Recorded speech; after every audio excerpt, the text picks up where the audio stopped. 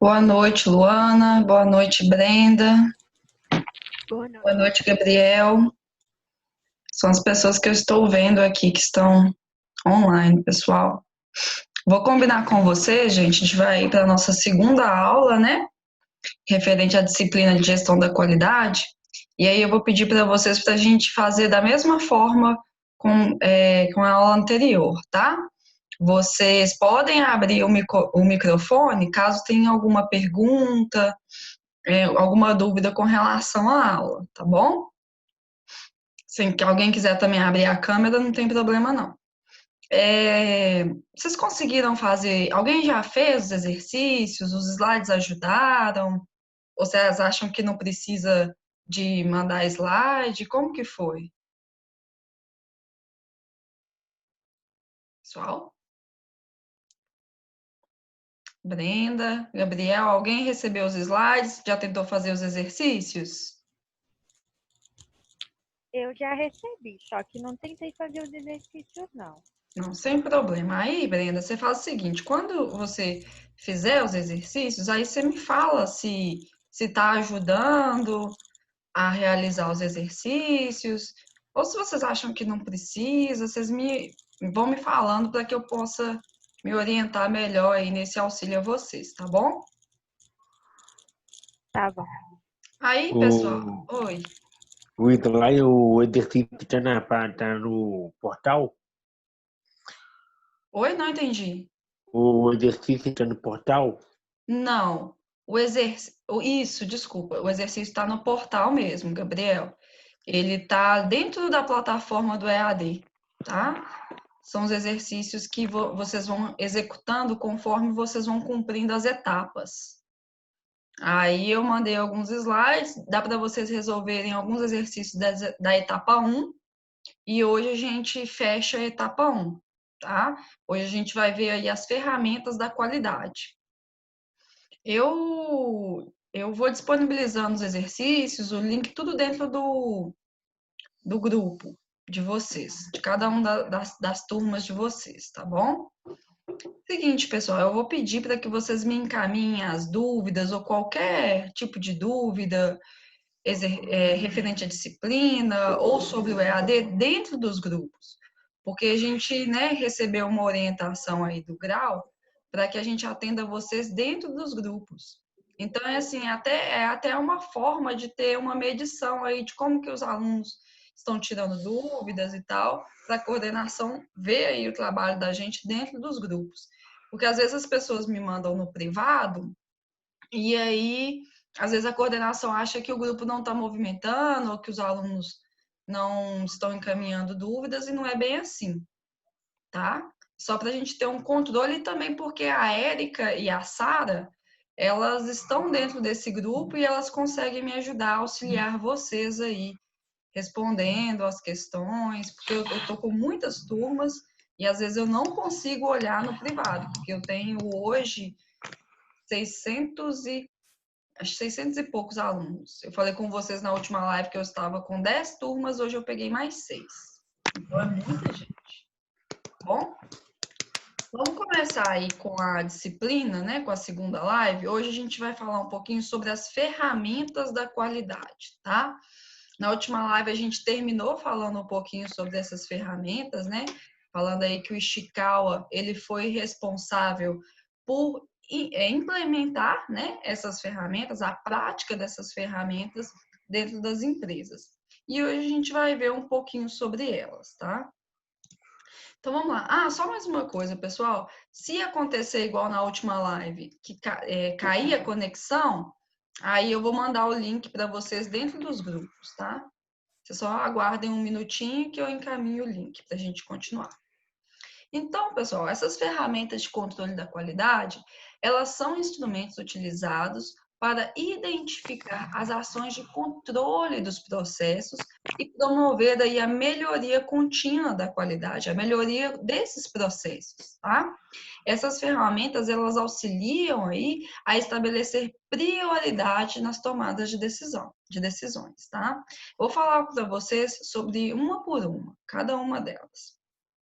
A primeira ferramenta que a gente vai trabalhar é o diagrama de Pareto, tá? não sei se vocês já ouviram falar, ele é uma ferramenta aí muito utilizada dentro das empresas. Não só dentro do setor de produção, pela área de qualidade, mas em diversos setores. Nós temos o comercial utilizando essas ferramentas, nós temos aí o setor de marketing utilizando essas ferramentas, o próprio pessoal aí de segurança do trabalho. Às vezes vocês vão ter que fazer uma apresentação de resultado para o gestor de vocês, e é uma ferramenta que vocês podem utilizar, ou não só que vocês podem, às vezes vai ser exigido de vocês que utilizem essa ferramenta, tá? E o que é esse diagrama de Pareto, gente? Ele é conhecido por ser um dos mais importantes instrumentos dentro da gestão da qualidade, tá? Ele tem o propósito de ordenar as causas de um problema, tá? O diagrama, pessoal, ele é apresentado através de um gráfico de barras que ordena a frequência das ocorrências em ordem decrescente. Então, vamos supor assim, pessoal, eu tenho um determinado problema. Gente, me dá 1 minuto, a minha bateria vai acabar. Só um minutinho.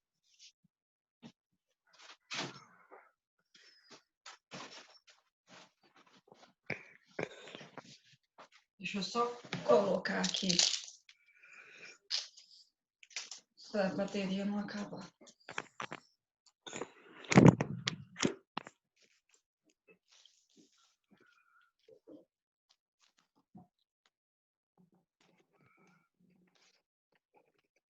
Coisas da aula online, gente, acontece.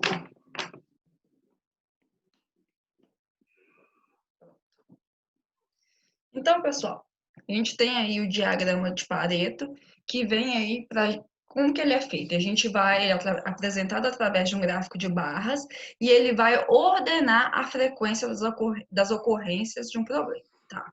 Ele vai ordenar de forma decrescente. Então, eu tenho um determinado problema dentro da minha empresa, tá? Beleza, identifiquei o meu problema.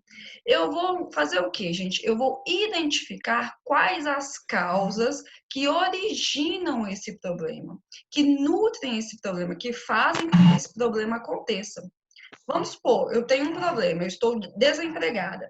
Eu identifiquei que o meu problema atualmente é o desemprego e eu estou fazendo várias entrevistas de emprego e não estou conseguindo ser selecionado. Então, meu problema é o desemprego.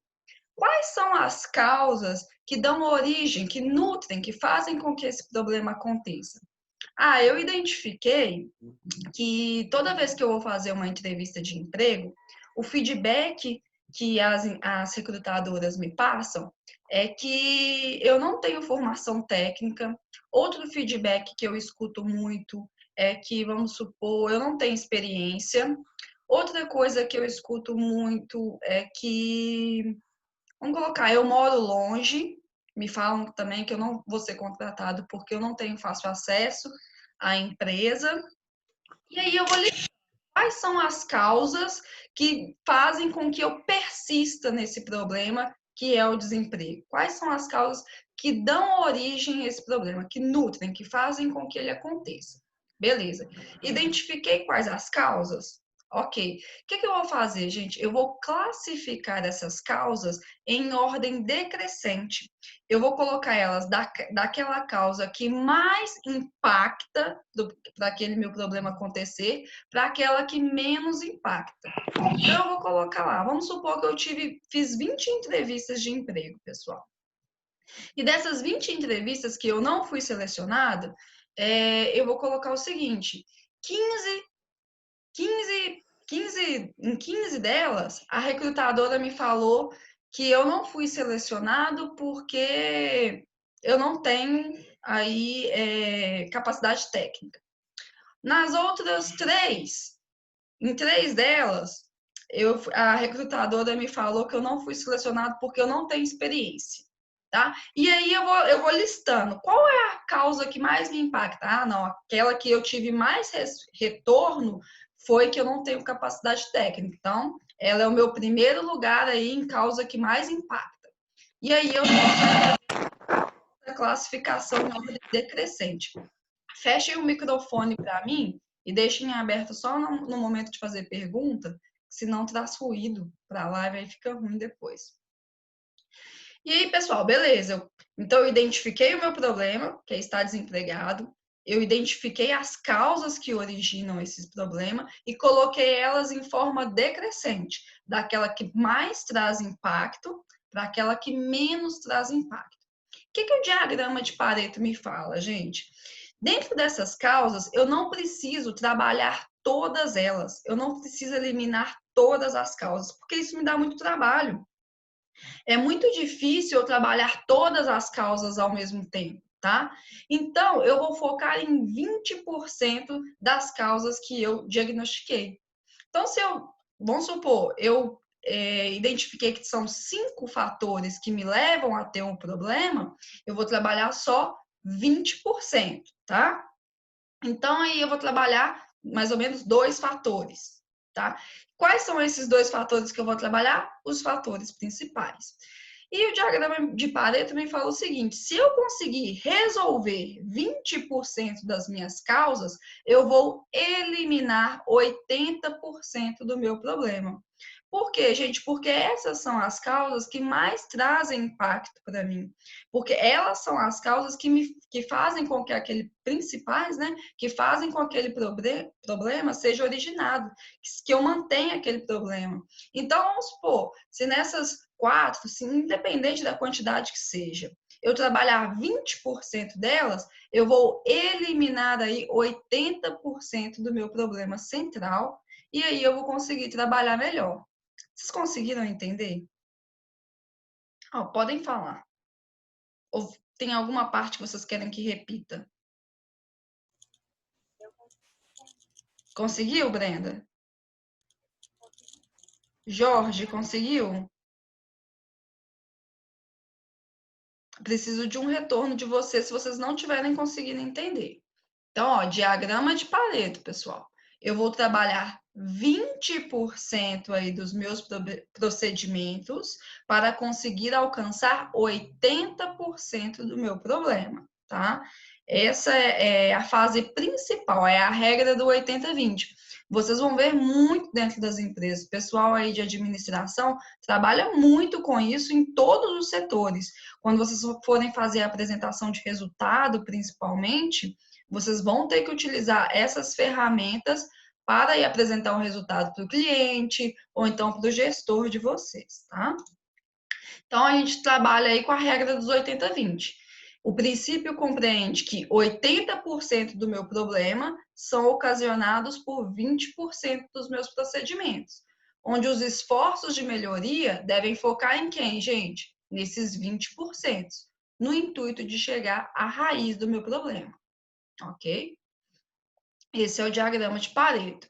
E o diagrama de espinha de peixe, pessoal, ele é conhecido como espinha de peixe, diagrama de Ishikawa ou diagrama de causa e efeito. Qualquer um dos nomes que forem utilizados é a mesma coisa. A gente está falando da mesma ferramenta, tá?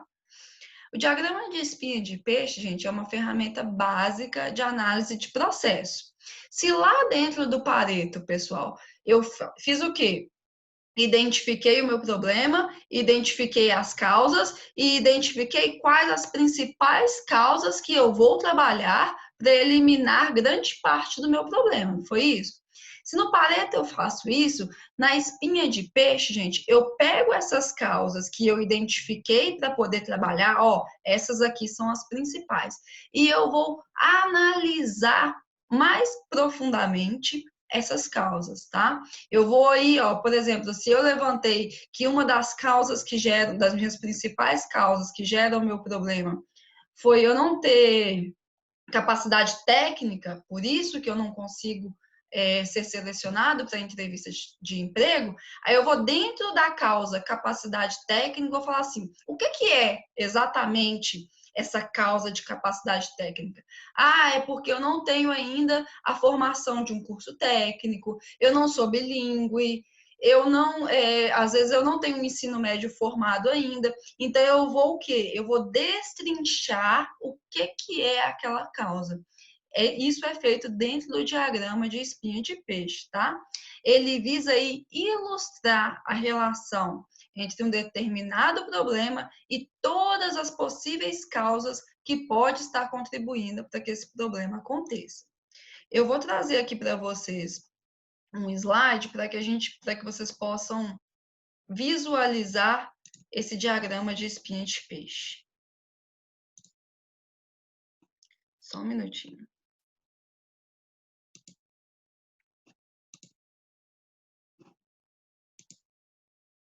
Olhem só esse slide, pessoal. Percebam que ele tenta aí retratar uma espinha de peixe mesmo.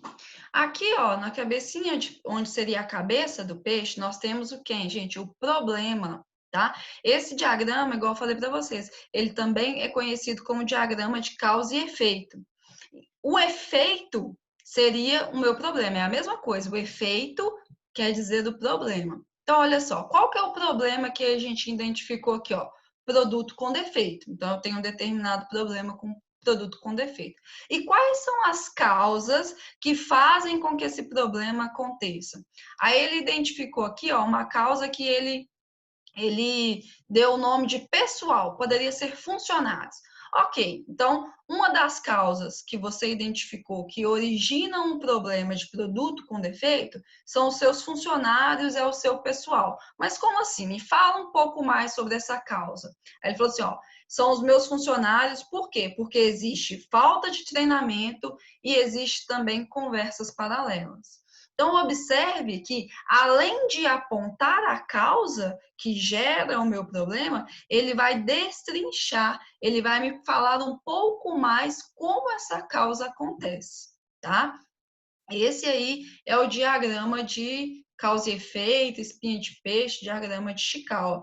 Eu, enquanto gestor, enquanto supervisor de uma equipe, enquanto analista, eu posso utilizar o Pareto para poder diagnosticar as causas e verificar quais são as causas principais. E depois que eu utilizei o Pareto, eu vou apresentar aí para o meu cliente ou para o meu gestor quais são, eu posso utilizar o diagrama de causa e efeito para me falar um pouco melhor sobre essas causas que originam o meu problema, tá? E aí normalmente, a gente nunca trabalha com uma causa só. Vão ter várias, olha só. Ele apontou aí o maquinário como sendo outra causa. E aí, falando um pouco mais sobre essas máquinas, ele falou assim, ó, existe a falta de manutenção e equipamentos obsoletos. Observem que em cada causa ele foi apresentando aí um conjunto de características que nutrem essa causa que originam o meu problema, ok? Então, esse é o diagrama, gente, de causa e efeito e diagrama de Chikawa, tá? Uma outra ferramenta também muito importante, pessoal, é o Just in Time. O que é o Just in Time? Nós vimos aí na aula passada, falei um pouquinho sobre ele, sobre as principais características dentro do toyotismo. Ele é uma ferramenta que ele é utilizada com o intuito de minimizar o custo com estoque, tá? O Just in Time significa na hora certa. Tá? Ele tem o objetivo do quê, gente? Diminuir os custos de manutenção do estoque de peças a partir da lógica que nada deve ser produzido até que seja necessário. Eu já havia comentado com vocês que o just-in-time, a possibilidade de aplicar esse just-in-time, ela veio com o movimento da pré-venda, né? Então, eu só vou começar a produzir quando o meu pedido já foi feito e a partir dali eu vou começar a produzir. Eu até dei exemplo para vocês a Fiat. Você entra lá no site da Fiat, seleciona como que vai ser o seu carro, as cores, todos os equipamentos, né, que você quer que tenha lá dentro do carro, se você quer automático, se não, e a partir só depois que você efetua a compra e paga o boleto, paga o carro, é que a Fiat vai começar a produzir. Zera o estoque? Não, gente, nunca vai zerar o estoque. Você tem que ter um estoque mínimo, mas ele reduz ao máximo essa quantidade de estoque que você precisa ter ali para poder trabalhar, tá? Lembre-se que estoque é sempre custo, tá bom? Outra ferramenta, gente, é o programa 5S, tá? Ele surgiu no Japão, entre as décadas aproximadamente entre 50 e 60, com a finalidade de combater o desperdício no processo de produção. Então, os 5S são 5 sensos E a finalidade é combater o desperdício. E aí, quando eu falo desperdício, não é só desperdício de matéria-prima, não. É desperdício de tempo, desperdício de dinheiro, desperdício de retrabalho, todo tipo de desperdício que afeta aí o meu processo de produção, tá? O primeiro S é o SEIRI, ou o senso de utilização. O que é esse senso de utilização, gente? Ele seleciona os elementos úteis de uma tarefa e separa aqueles que não têm serventia. Então, vamos supor, você vai assistir a sua aula do EAD. O que você precisa para assistir essa aula? Eu preciso de um computador, eu preciso de um caderno, eu preciso de um lápis. Então, esses são os elementos úteis para que eu cumpra essa tarefa. Tudo que não tem serventia para aquela tarefa, eu vou separar. Por quê? Porque aí eu vou ter um senso de utilização, vai ficar mais fácil de eu executar essa tarefa. Nós temos também o SEITOM, que é o senso de organização. Ele tem o intuito de providenciar que cada objeto tenha e esteja em um lugar específico. Então, você vai guardar cada objeto naquele lugar específico. Para quê, gente? Para que seja possível manter aí uma organização e a gente encontrar aquele objeto imediatamente, sempre que necessário, tá? A gente tem também o SEISO, que é o senso de limpeza. Ele sugere aí a preservação de um ambiente limpo na área de produtividade dos colaboradores. O SEIKETSU, que é o senso de saúde, ele visa manter um ambiente de trabalho saudável. Ele envolve aí tanto o ambiente de limpeza, a parte de preservar a higiene, mas envolve também o respeito ao espaço da atuação do profissional, tá? Então, esse senso de saúde, ele leva em consideração a saúde mental do profissional também. E o Shitsuki, que é o senso de autodisciplina, tá? Ele opera com a ideia de que, gente, que os princípios anteriores, que os sensos anteriores, eles devem ser internalizados, eles devem ser compreendidos pelos colaboradores, a fim de torná-los um hábito, tá? A fim de torná-los, a gente pode considerar aí um modo de vida. Então, se esses princípios forem internalizados pelos meus colaboradores, eu nem preciso mais fazer auditoria, porque ele vai se tornar um hábito, uma forma de, né, um modo de agir tão rotineiro do meu trabalhador que a gente nem precisa mais de auditoria. A implementação dentro das empresas desse programa 5S, gente, normalmente é implementado e aí é feita auditorias periódicas dentro desses 5S, tá? O pessoal de segurança do trabalho, às vezes, faz auditoria de 5S para as empresas que implementam, tá? Ajudam, né, a fazer. E aí eles vão, por exemplo, em determinado setor e eles vão verificar como que está a limpeza do setor, como que está a organização do setor. E aí, cada setor normalmente tem uma nota e verifica se a empresa está aderindo ou não ao 5S. Algumas empresas têm premiação, aí vai de empresa para empresa. Outra ferramenta da qualidade, gente, é o Seis Sigma, tá? Ela foi desenvolvida aí dentro da Motorola, da empresa da Motorola, durante a década de 1980. Ela é um sistema de gestão dentro das empresas, tá? Para quê? O que eu faço com o Seis Sigma, gente? Ela é feita para maximizar o desempenho dos processos, tá? Eliminando aí os defeitos e também as não conformidades. Dentro da ferramenta do Seis Sigma, pessoal, é necessário se desenvolver projetos que vão entregar uma maior lucratividade para a empresa. Então, para cada processo que eu vejo que está fora da conformidade daquilo que foi proposto, para cada processo, né? Eu vejo lá o processo, esse processo não está em conformidade. Eu vou desenvolver um projeto para que aquilo volte para a conformidade, tá? E esses projetos, eles visam o quê? A maior lucratividade das empresas. Eles podem visar, por exemplo, a redução de custo. Por exemplo, um projeto para reduzir um custo fixo na conta de luz. Um projeto para resolver um custo fixo na conta de água da empresa. Então, para cada problema que a gente vai encontrar dentro desses processos, eu desenvolvo um projeto.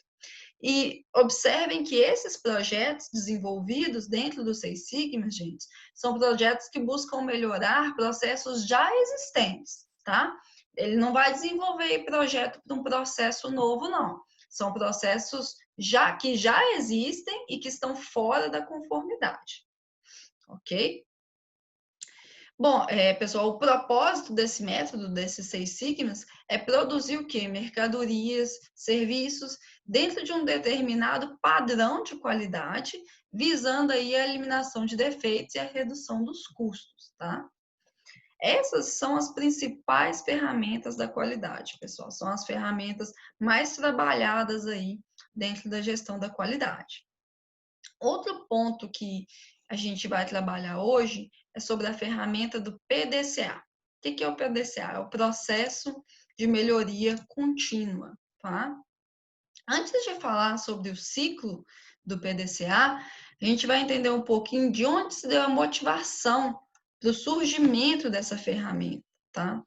No início do século passado, pessoal, tinha-se o pensamento que o planejamento ele era algo com pouca utilidade dentro do processo de produção, tá? Esse planejamento ele era utilizado apenas para evitar grandes erros, tá? Erros de grandes proporções dentro do processo. Os detalhes do processo produtivo, eles eram conhecidos durante a fase de execução.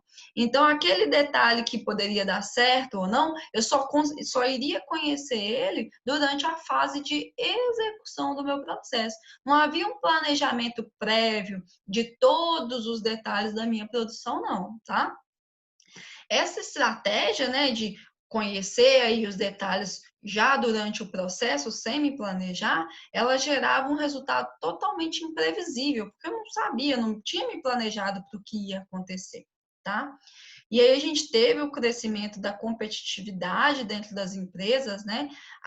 E aí a gente pode falar essa competitividade em escala global, e esse pensamento, ele não foi mais compatível com o que está acontecendo. Não tinha como mais eu deixar para tratar ali daquele processo já na hora que ele tinha acontecido, só depois que ele tinha acontecido, porque estava me gerando muito custo, e a empresa e o meu concorrente saía na minha frente. Então, o que eles criaram? O ciclo de melhoria contínua. Eles criaram o PDCA aí por volta dos anos 60, tá? Eles estruturaram esse método para resolução de problemas e gerenciamento dos projetos que eram feitos, tá? O que é o PDCA, gente? Ele é uma ferramenta, ele é um método de gerenciamento que visa o ciclo de melhoria contínua. Então, pessoal, quando eu implemento um processo dentro da minha empresa, eu parei com essa ideia de implementei, rodou direitinho, nem olho mais para ele. Não, eu vou acompanhar sempre. Eu vou fazer melhoria contínua no meu processo sempre. Toda vez que precisar, toda vez que der alguma coisinha de errado, eu vou lá planejar, eu vou lá executar, eu vou lá checar e eu vou lá agir, tá? Então, toda vez que a gente encontra uma não conformidade dentro do meu processo, eu vou abrir o ciclo do PDCA. E mesmo que eu não encontre,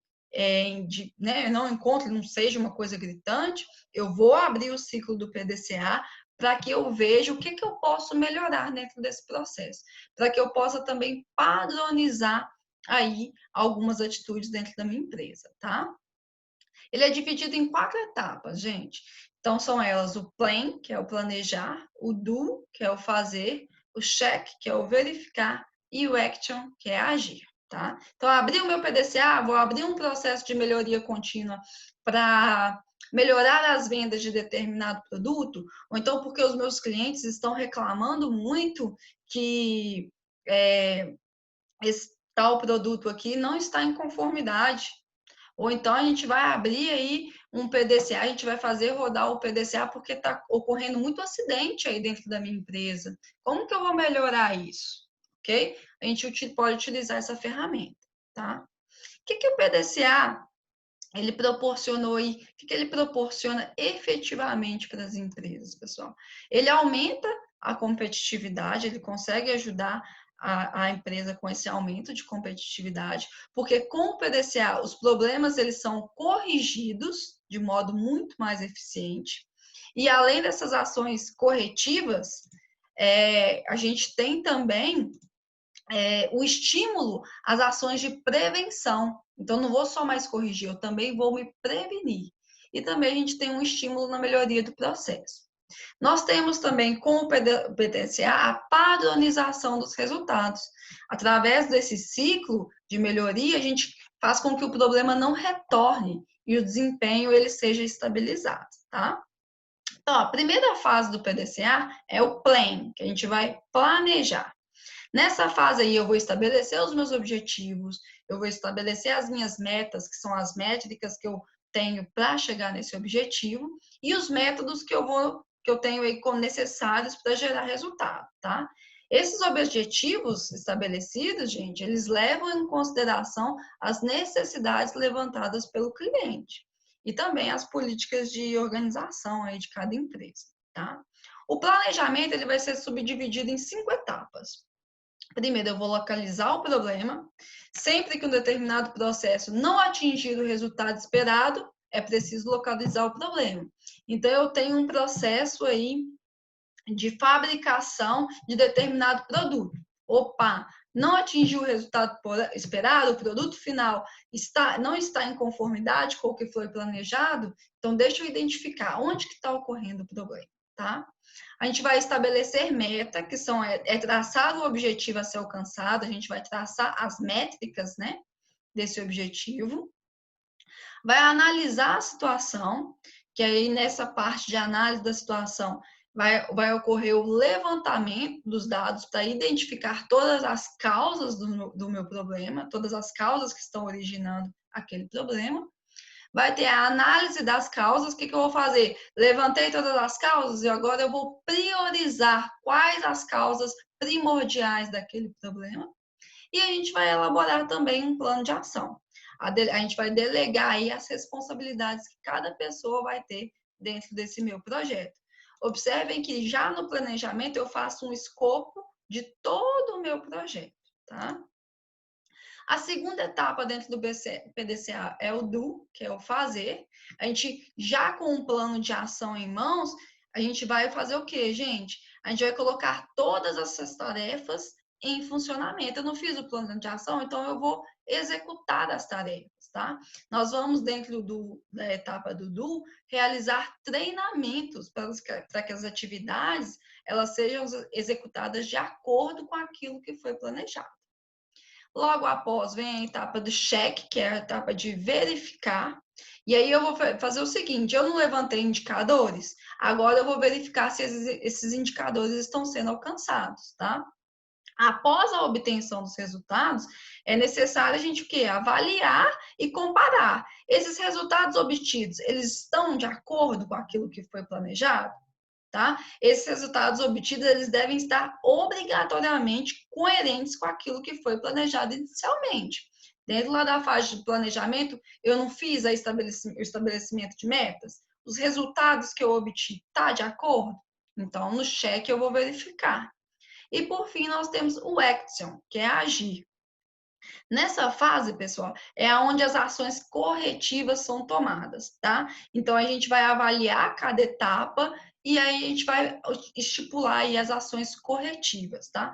Ela é responsável por corrigir os problemas, os desvios, e se as ações executadas estiverem eficazes, tiver tudo ok, fiz todas as etapas, tá tudo ok, na fase do action, a gente vai finalizar e padronizar os processos. Então, olha só, levantei esse problema, abri o PDCA, fiz todas as etapas, tá tudo ok? Então, esse processo vai ser padronizado, para que assim esse problema não ocorra novamente. Ok, pessoal? Tranquilo as ferramentas da qualidade para vocês? Brenda, você é a única que me responde, me responde. Eu fiquei com dúvida Pra no mim tá 5S. No 5S, Gabriel, Isso. o que acontece, Gabriel? O 5S, imagina um livro. Ele é um livro, tá? E vem lá escrito 5 sensos. E dentro desse livro, ele vai estar escrito assim, ó, senso de utilização.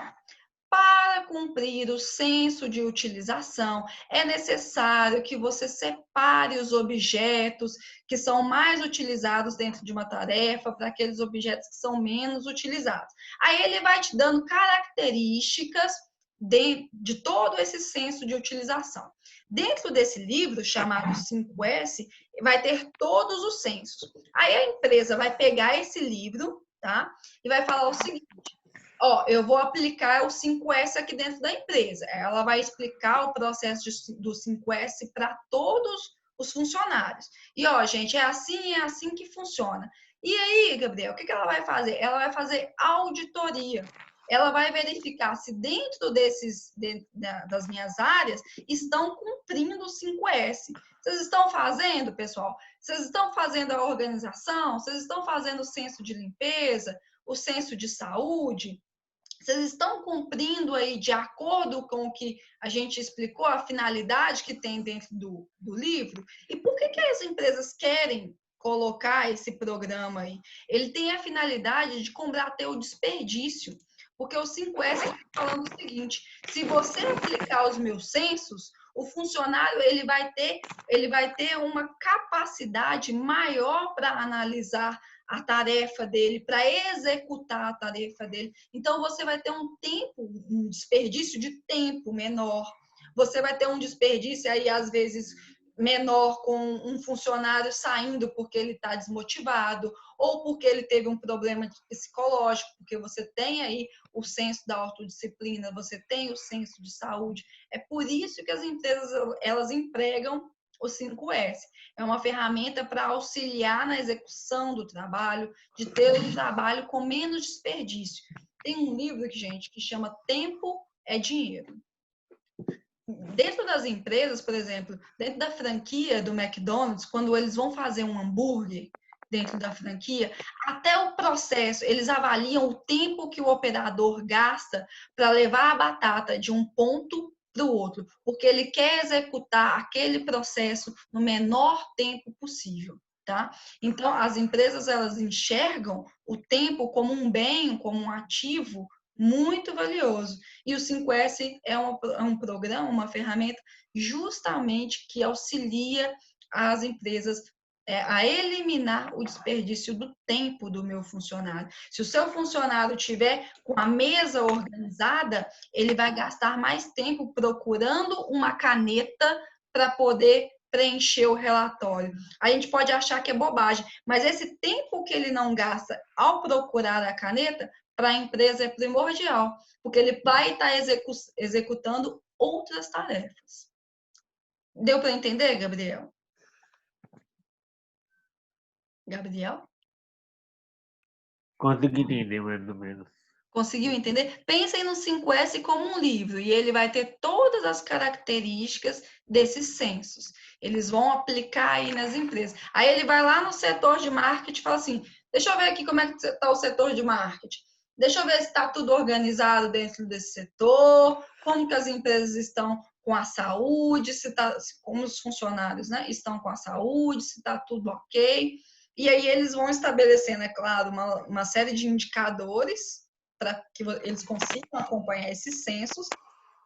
E cada setor que está ok, que eles verificam que estão cumprindo os censos, aí é de empresa para empresa. Tem empresa que tem premiação, tá? Tem empresa que não premia, mas pune. Ó, se não fizer o 5S, vai ter uma punição tal. Aí vai de empresa para empresa, mas é uma ferramenta que visa aí melhorar a gestão do tempo, ok? Mais alguém, gente, com alguma pergunta? A live vai cair daqui 1 minuto. Vai cair daí. Nossa, como é que você sabe? Onde você olha? Por tempo, fica aqui em cima, aqui, ó, last time em 1 minuto. Ah, nossa, agora que eu vi, Jorge, eu não tinha prestado atenção. Mas assim, gente, eu abro um novo link, não tem problema não. Vocês têm mais alguma pergunta para levantar? Não, bem explicado. Eu vou do mesmo jeito que eu fiz na live anterior, eu vou mandar o link dessa live para que vocês possam assistir novamente e vou também mandar os slides, tá? E aí, na hora de fazer o exercício, também, Gabriel, se você tiver alguma dúvida, mandem lá dentro do grupo que eu reforço aí. Às vezes eu posso procurar um vídeo